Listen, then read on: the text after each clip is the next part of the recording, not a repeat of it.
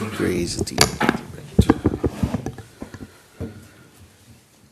Well, let me begin by offering really heartfelt thanks to Rajeev in his capacity as director of CSDS and in his capacity as an old friend, scholarly colleague and interlocutor for articulating the wish of, I hope, at least some of his colleagues in extending this invitation to me.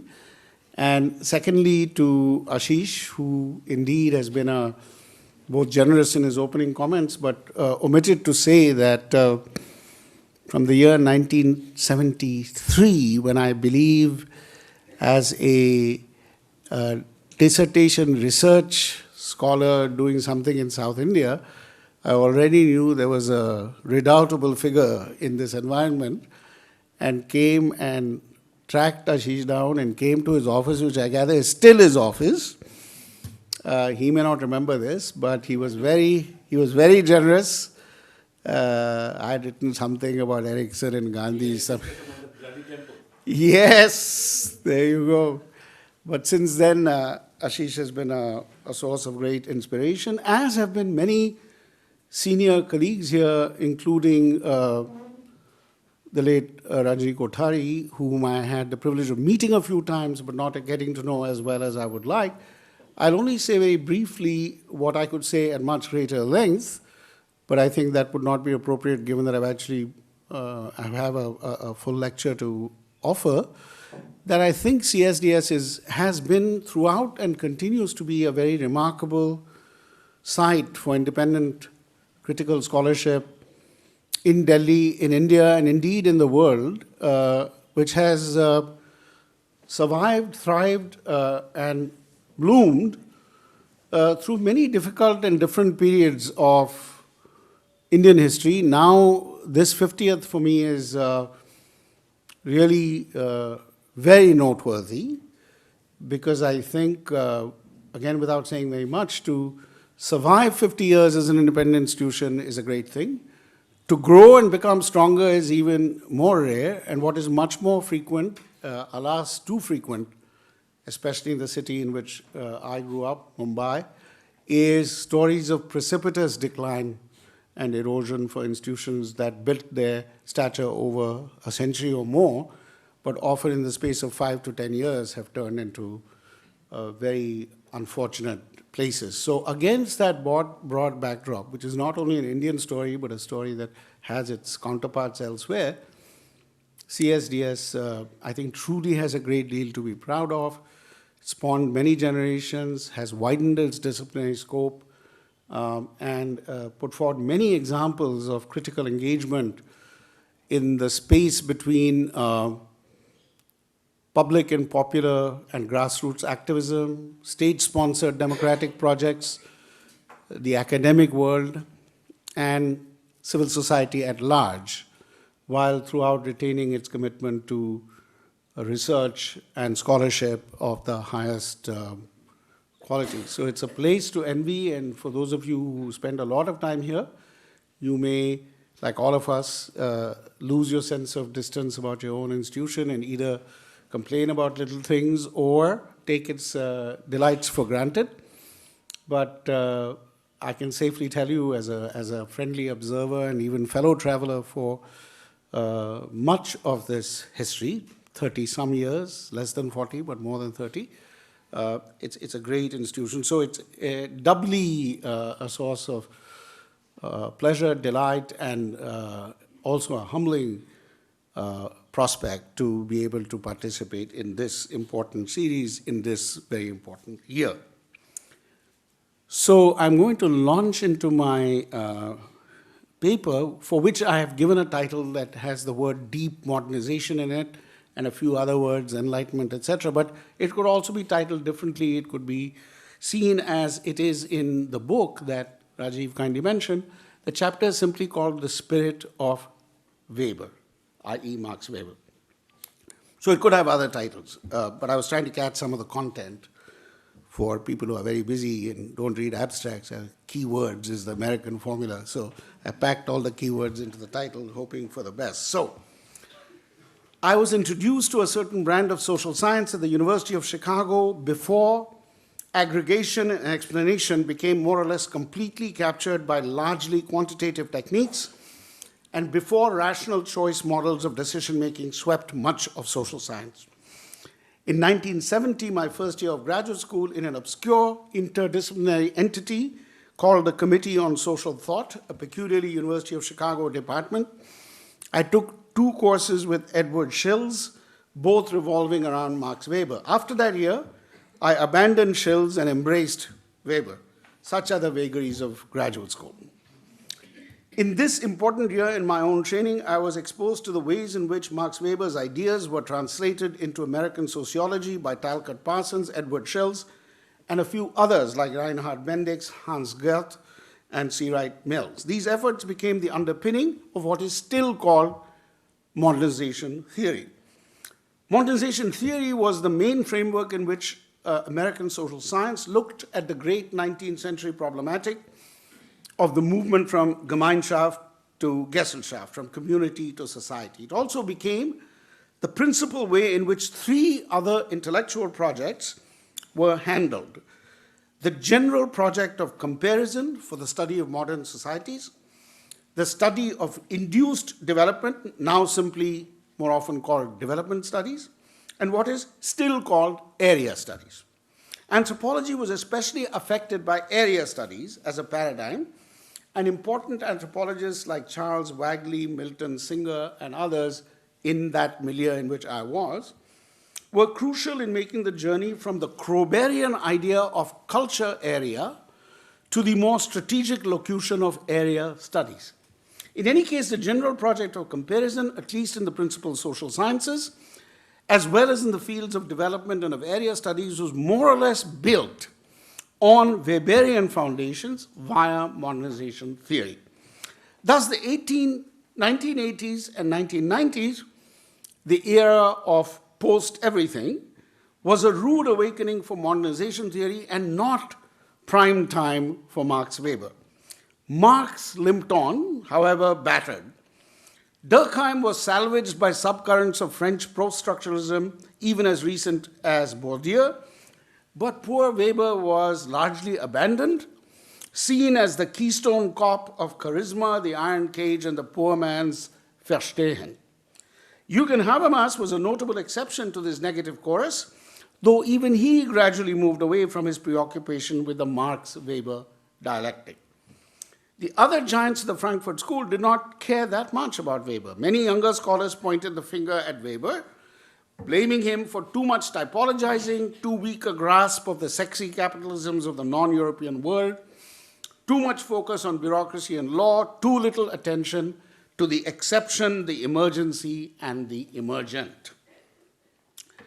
For those of the faithful doubters who, like me, lived in the iron cage of area studies, our disenchantment took the form of a strong reaction against modernization theory. We blamed the messenger and the message.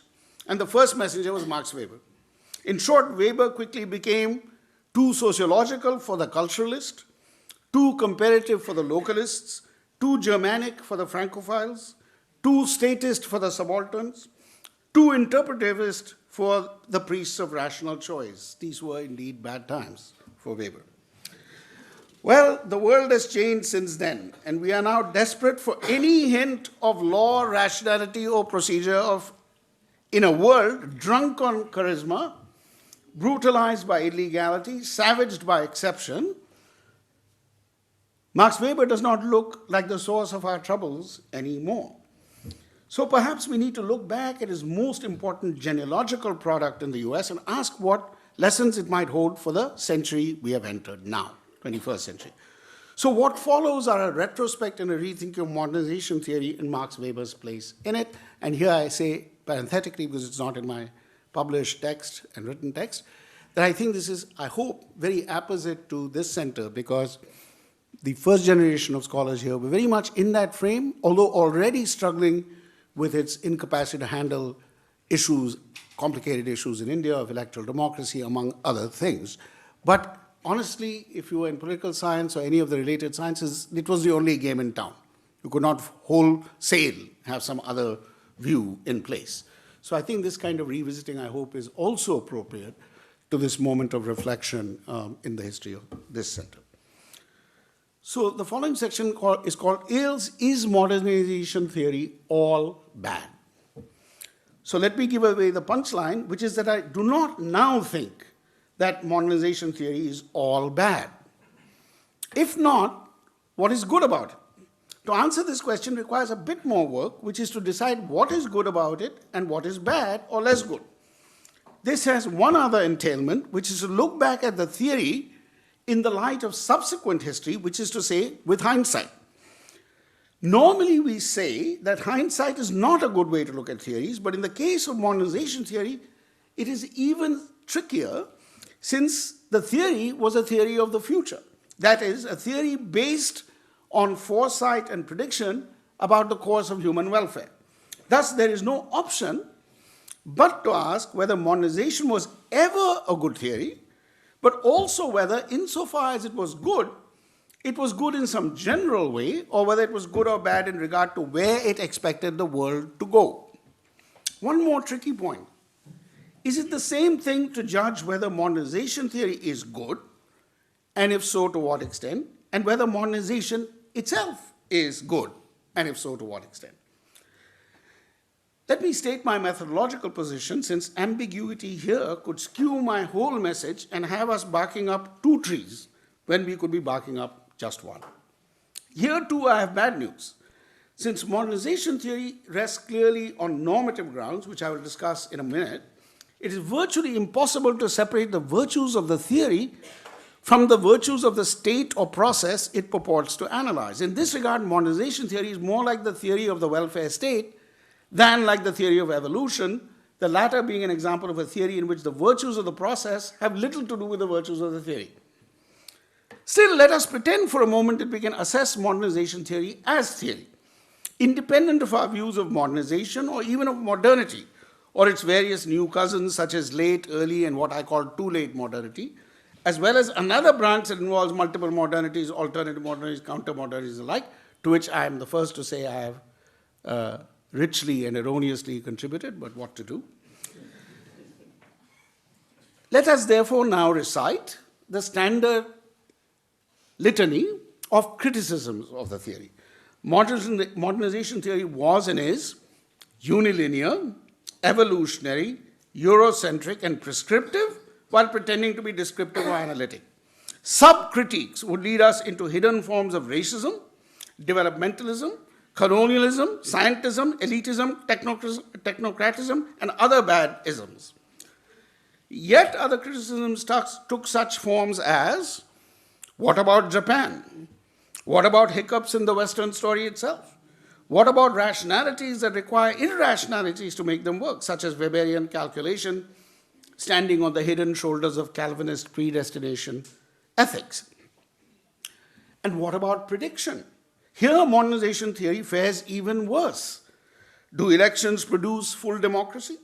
Does an increase in entrepreneurship, today more frequently associated with free markets and open trade, guarantee greater general freedom? Does the increase in education regularly mean more enlightenment, more tolerance, more respect for human rights? Well, the record on these predictions is mixed, to say the least.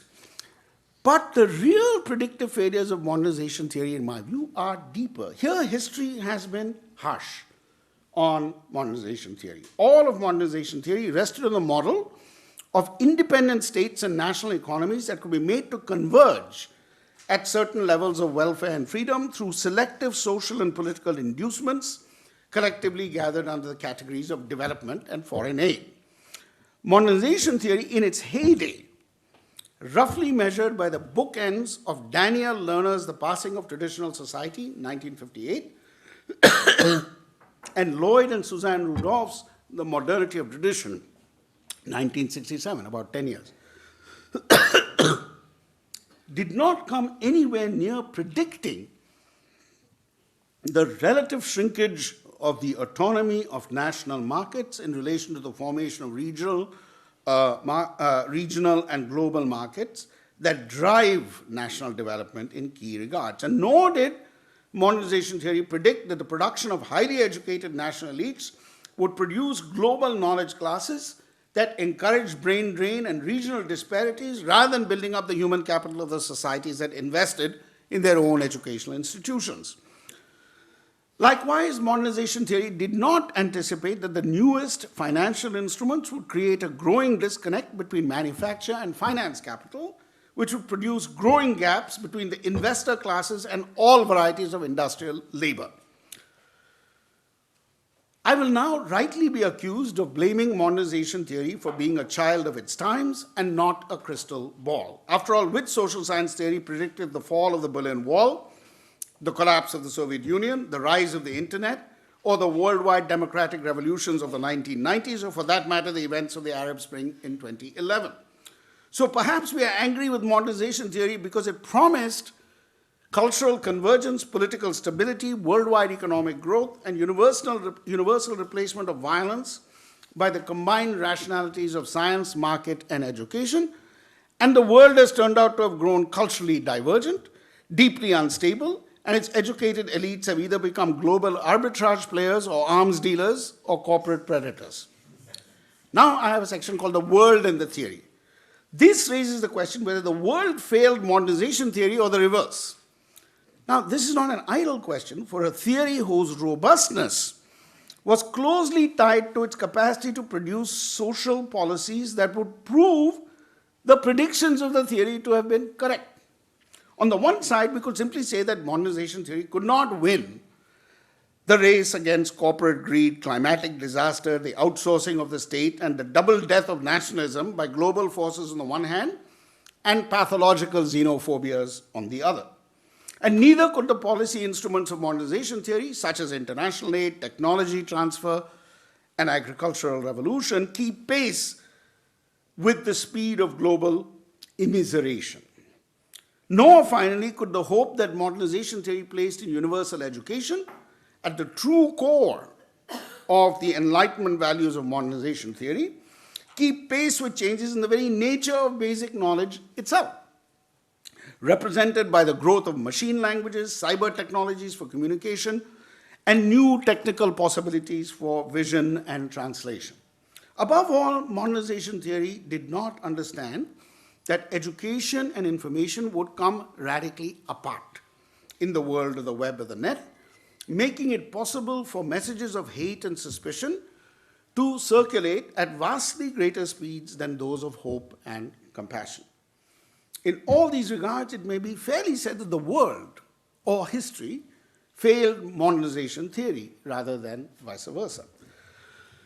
But the reverse argument is often made, so it is worth reviewing.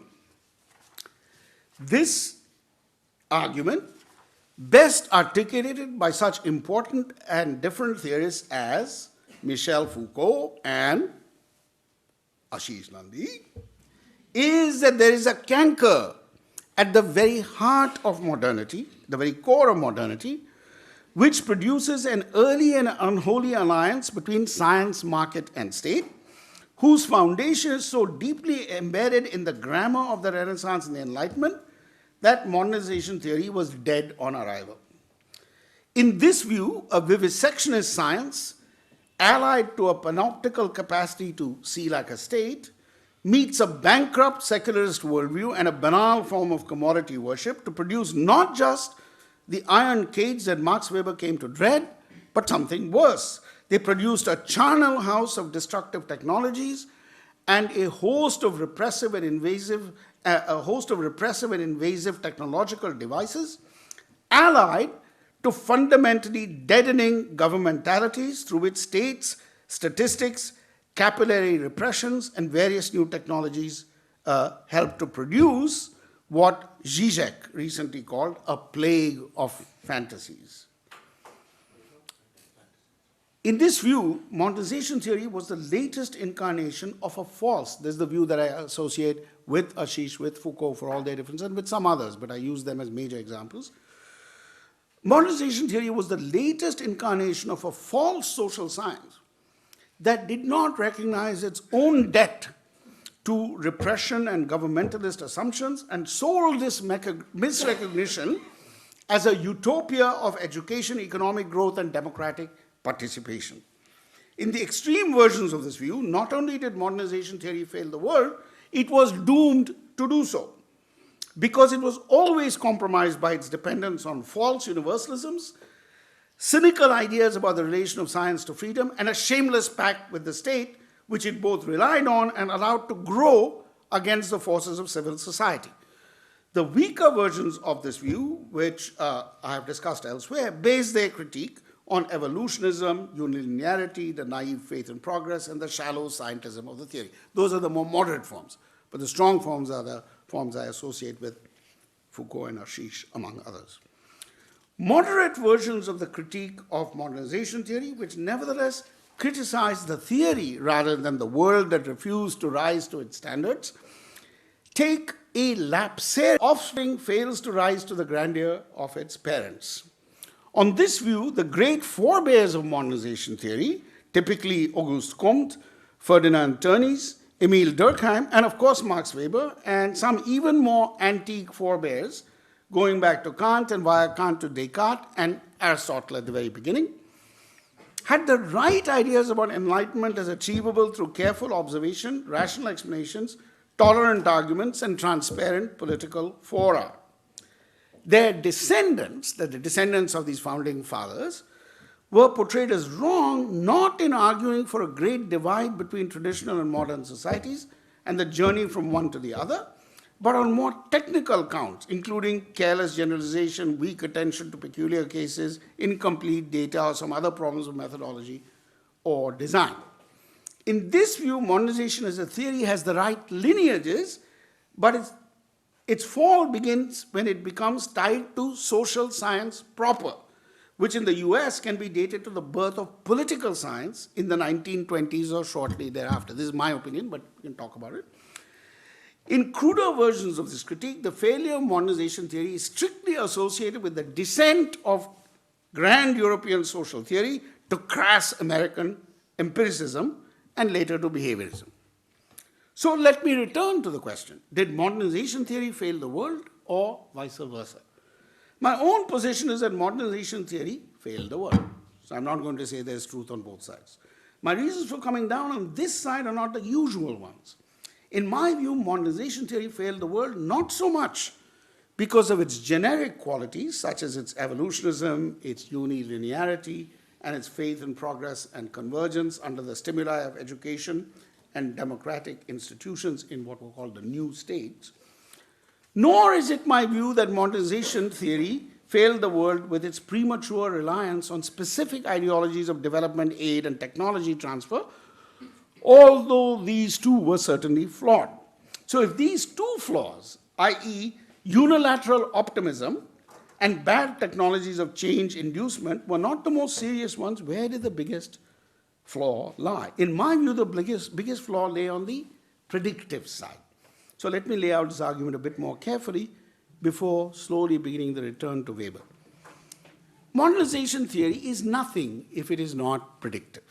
It is fundamentally a theory about the conditions under which social changes on a worldwide basis may be expected to converge in the direction of increased levels of a key set of public goods, such as freedom, equality, productivity, and prosperity, assured by the thoughtful dissemination of specific tools of technology, productivity, entrepreneurship, and education. But the world turned out to react poorly to these inducements, these transfers, and these exogenous pressures to change for reasons that are still hotly debated.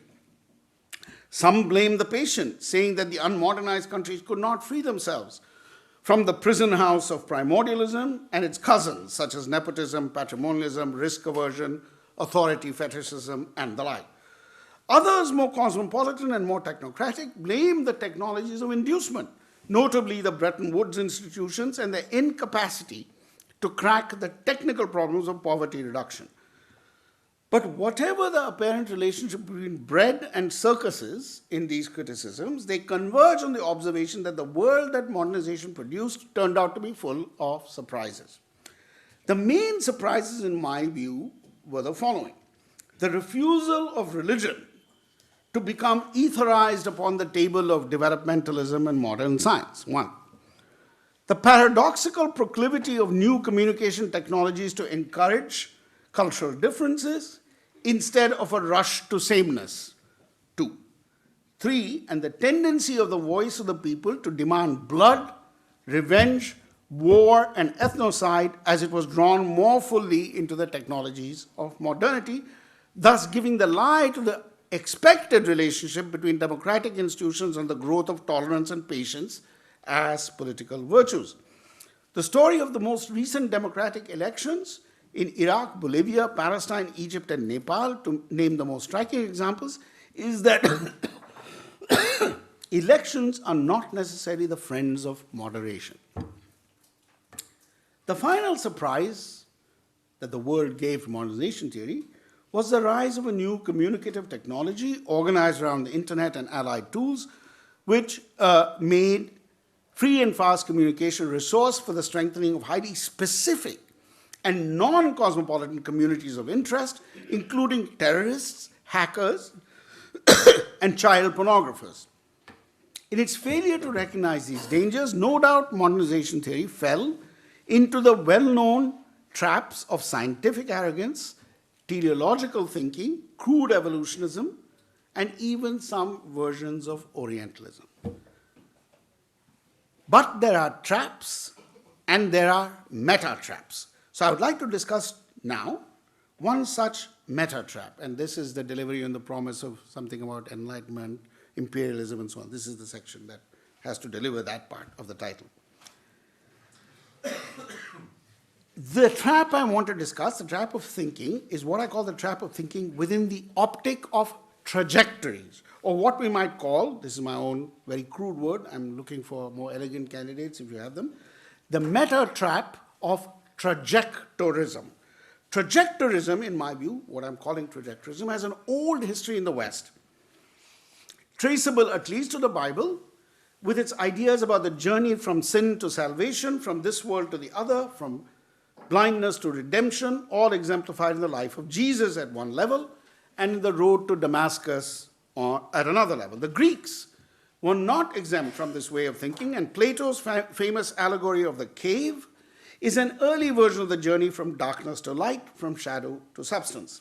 And ever since, the idea of a trajectory has formed and framed Western thought, even to the extent of creating a retrospective narrative, in which I'm still very deeply interested in, this is just the beginnings of some ideas about it, a retrospective narrative of the inevitability of the West, capital W, itself, constructed out of the bits and pieces of Greek philosophy, biblical mythology, Roman law, Gothic architecture, Renaissance humanism, and many more minor elements, constantly composed into a retrospective story of rise and fall, of progress and stasis, of dark and bright episodes, all framed in a grand trajectory that is still seen with remarkable lack of distance as the story of the West. But the story of the West is no more than one version of the deep bias towards what I call trajectorism. And this is the meta-trap that social science inherited most powerfully from its great prior ancestors in religion and pre-industrial humanism. I should add that trajectorism, because many of you I'm sure already have this suspicion, is not the same as evolutionism, triumphalism, predestinationism, the myth of progress, growth, or convergent modernization, though each of them relies on the hidden ontology of trajectorism. In my view, trajectorism is a deeper epistemological and ontological habit which always assumes that there is a cumulative journey from here to there, more exactly from now to then in human affairs, as natural as a river and as all-encompassing as the sky. Trajectorism is the idea that time's arrow inevitably has a telos, and in that telos ought to be found all the significant patterns of change, process, and history. Modern social science inherits this telos and turns it into a method for the study of humanity. In other places, such as China, our own India, Africa, and the Islamic belt, not to speak of the islands and forests of anthropology, the trap of the trajectory never became the framing conceptual trap, although its presence can sometimes be detected, especially in Islam. These places have their own meta traps. So I'm not saying, in the UN everybody is fine and only one place has a meta trap. These places have their own meta traps, such as the idea of the nothingness of the world, or the myth of eternal return, or the idea of multiple births, or some other driving meta-narrative. But trajectorism, in my view, is the great narrative trap of the capital W West, and is also, like all great myths, the secret of its successes in industry, empire, and world conquest. So now I come to the imperial question. Trajectories in time and space, I call this little section. So far, I've perhaps conveyed the assumption that trajectorism is mainly an episteme about time's arrow and has to do with sequence, cause, duration, and chronology, the normal hallmarks of our current scientific assumptions about temporality. This is true, but it's not the most important truth for my purpose. Let me back up.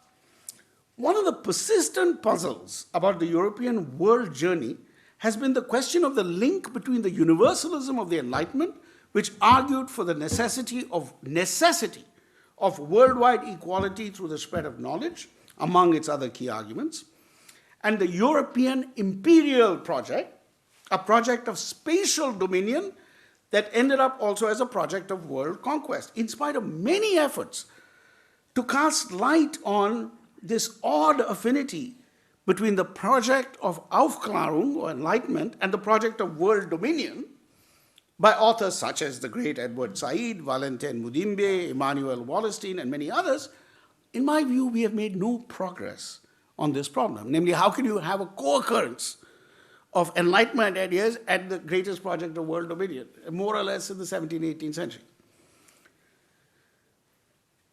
Foucault, who might have had something to say on this matter, did not speak at all, or virtually at all, of the French imperial project.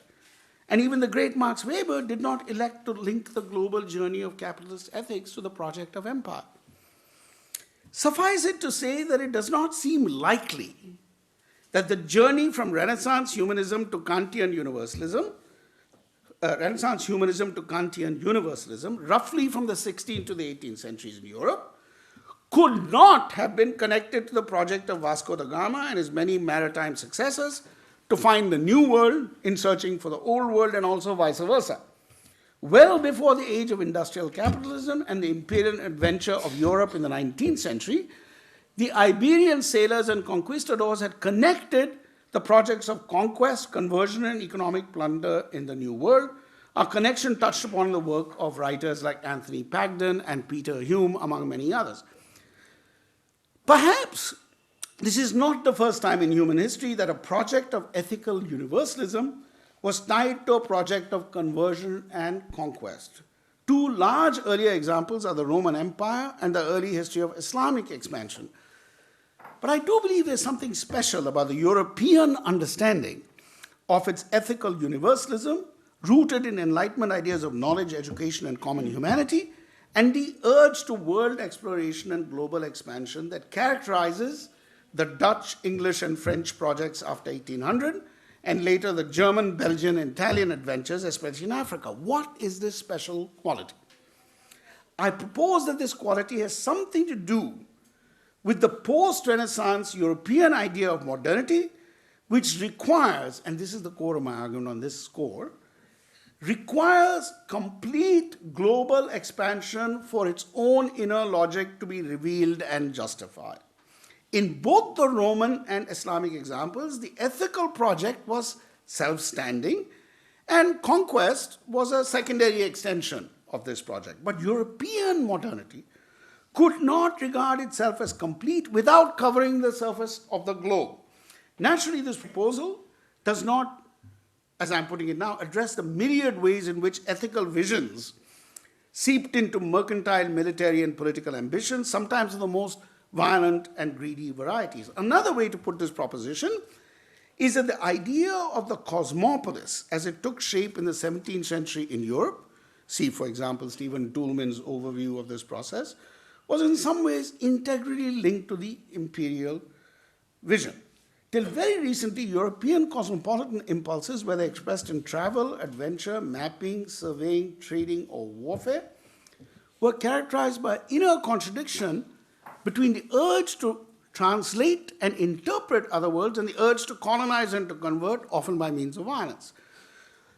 What I have called trajectorism is thus not only a parochial vision of temporal processes, it is, in addition, a problematic ideology of spatial expansion.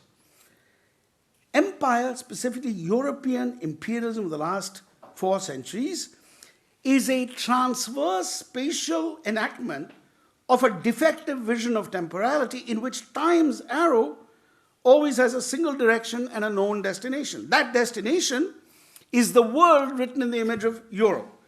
Europe in this mode of thinking is unthinkable except as the singular expression of time's arrow, and this arrow is so conceived as to require its dominion over the globe. Thus, the world and the globe become one and the same, and each is seen as Europe's tomorrow and Europe's elsewhere. The inner problem of European cosmopolitanism in the past 3 centuries has something to do with contradictory and alternative genealogies. Now I'm spelling out why these 2 things get connected, time's arrow and space dominion. We must recognize to start with that contrary to the dominant narrative of Western modernity, it is not itself a cumulative, predictable, or inevitable outcome of any discernible history. This meta-narrative is itself an expression of a trajectorist ideology which tends to see Europe itself as a logical outcome of ideas that led from one phase or idea to the next in some sort of destinarian manner. The fact is that the self-construction of Europe, itself a selective later image of certain possibilities in the idea of Western Christendom, is a product of continuous triage and selective retrospective historization. So I use the metaphor here of the rear view mirror. So the car is going like this, but everything is looking back, picking out this and that the whole time. That is the self-making of Europe.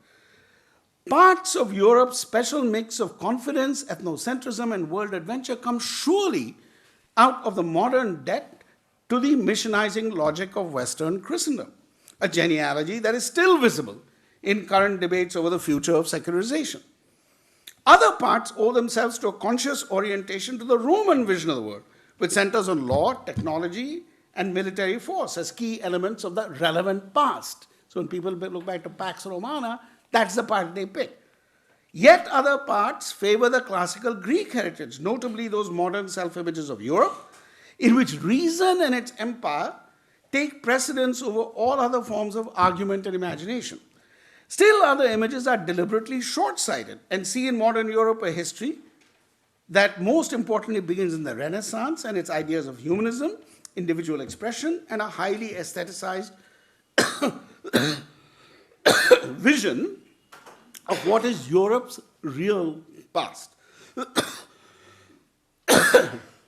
There are, of course, many other streams of European self-fashioning which stress more obscure reference in the past, ranging from its early scientific traditions, to more obscure poetic, mystical, and political moments and texts in the past. Thanks.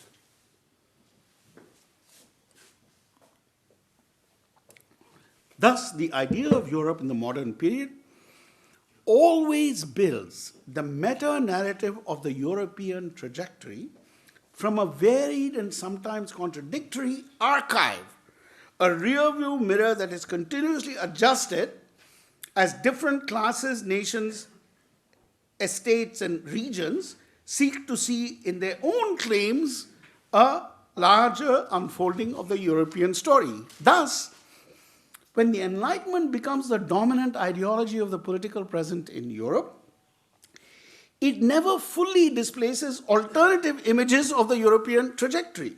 The battle between the variety of trajectorist meta-narratives never really abates. And we can see this in a series of debates, sometimes strictly intellectual and sometimes bloody struggles for power and place among groups and classes in Europe. Thus, when the idea of the cosmopolis takes shape in Europe after the 17th century, what it exports to the rest of the world is not a unified value system or world picture, and more a series of efforts to paper over the cracks in the European meta-narrative, the struggle between its contradictory trajectorist narratives, the battle between church and state, the struggle between private property and various visions of collective ownership, the tension between the rule of law and the rule of the masses, the opposition of this and other worldly impulses in European religiosity. These are all examples of the unresolved contradictions that Europe played out in the imperial project, in which these deep conflicts encountered societies and ideologies that contained their own, often very different visions of these very matters. For cosmopolitanism is ultimately a matter of ideas, and what Europe exported in its imperial projects was its own demons, divisions, and unresolved anxieties, this time on a global terrain. This, I believe, is the most serious problem with European ethnocentrism as it played out in the colonies of Africa, Asia, and the Islamic world in the Age of Empire. Not its clarity or arrogance, but its numerous contradictions, all of which found their genealogies in different versions of the trajectorist narrative. In a word, European cosmopolitanism, as spread throughout the world through books, speeches, icons, images, and narratives, imposed profound European conflicts onto an unpredictable series of colonial spaces, each of which had their own forms of intellectual culture and world imaging. In short, European cosmopolitanism was not primarily an effort to impose some European consensus on the rest of the world. It was an effort to find consensus by the staging of unresolved European debates on a world which had not invited this engagement. So there is a question what we do now, and I have a brief discussion which I'm going to cut short because I want to go back quickly to a bit of a modernization theory to say, I don't believe that this journey of the ideas of Enlightenment need eternally be plagued by this deep history, which is the enactment of its internal contradictions on other stages and places. I think that there can be a delinkage. And in this sense, I don't, therefore, believe, as I will come to my conclusion, that we need to throw the baby out with the bathwater. Because the alternatives on a number of keywords to what we call now the Enlightenment project are hard to find at the end of the day. And usually when we propose alternative ideas of well-being, of tolerance, of living together, we certainly partake of Enlightenment language. The key, I think, is to decouple that language from this, let's simply call it pathological history, in which your conflicts have to be played out in Sri Lanka or in Fiji, which didn't invite that drama. So I want to conclude by very briefly speaking about the baby and the bathwater in relation to modernization theory, and I won't go through this in detail because I'm running short of time. But in this last section is called the arguments for redemption. Having talked about modernization theory, Weber, what is wrong with it, what failed in it, what's good in it, what's bad in it. I haven't said much about what's good in it. And in this last section, I'm saying it is worth looking back. And I'll just quickly flag a few keywords. First merit of modernization theory is that it's inseparably connected with a social project, namely the project of modernization. And in this, it marks a sharp tension with the legacy of Max Weber in regard to value-free social science. So please remember, modernization theory was not value-free in that way, and that's worth remembering. It's a kind of engagé or committed theory about the world, number one. Number two, at heart, it is at least partly a theory of justice. I won't develop this point, but I think we can place modernization theory also in the family of theories of justice. The third virtue of modernization theory as a general theory of induced change is that it unashamedly recognizes the importance of ideas, dispositions, orientations, and ideologies in the building of viable social communities. And this is not a small matter in a world where there are lots of other ways of looking at change or induced change.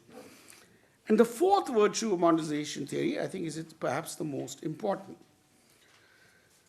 In its utopian dimensions, in its conviction that dynamic changes can follow from certain social investments and policies, modernization theory is still the strongest single precursor of contemporary efforts to reduce widespread harms, to assert capacities for planned change in all human communities, and to mobilize different movements based on the politics of hope. And finally, fifthly, Modernization theory is a theory of endogenously induced social change. Because it is that kind of theory, it is remarkably free of the current bias towards one or other variation of rational choice theory, which dominates political science. And this is a very different word. So these virtues, all of which need more development, and I won't go back to them, are things I think worthy of recall as we make now retrospective assessment of what modernization theory did and did not do, what was wrong with it and what was not. And finally, I want to say, conclude with a few thoughts on Max Weber, because I began with Max Weber. It is true that he failed in many important regards, but I do believe that as the person who was first to think about world capitalism and the form of modernity that the capitalist journey in Europe represented, and to examine comparatively and carefully a whole variety of civilizations from the point of view of his dominating question. Why did capitalism of this type occur only here? And I believe there's been a big mistake in people saying, well, he was wrong, he didn't see there was capitalism in Sumatra, in China, here, there, and so on. He talked about a specific form, double-entry bookkeeping, and his work is copious in that. So you can't point to any time some, Bania is making some money and say, well, he was wrong. He's talking about a very particular formation. Now, there is a problem there, because when you get very specific at the end, you can't compare at all. But he didn't do that. So I think he opened the space for an inquiry that's historically broad and comparative, respects aerial archives much more than most other thinkers either before or after him, took on as best as he could the languages of 3, 4, 5 parts of the world. And if you read the footnotes to Religion of India, to his book on China, to his book on Islam and so on, it's a formidable effort to use the best secondary literature to understand what these societies were about and so on. So these are all great things, but it is true that along with his other great interlocutors and peers, Marx, Durkheim, with whom he had an odd non-relationship, they lived entirely the same decades and never corresponded with each other. It was as if they, didn't know the other existed. That's a little puzzle in the history of sociology. But none of these people, and consequently, I think none of their descendants, have been able to tackle this question of where the ties lie between the Western journey and its Enlightenment form and its peculiarly compelling need to dominate and dominate on a world basis. So I'm trying to say that if we understand that trajectory story somewhat along the lines that I have suggested, we are then in a position to do some decoupling of the front end of modernization from its hidden epistemology, and then do something that might allow us to salvage what I still think are some virtues of the theory from the terrible uses to which it has clearly been put. So thank you very much for your patience.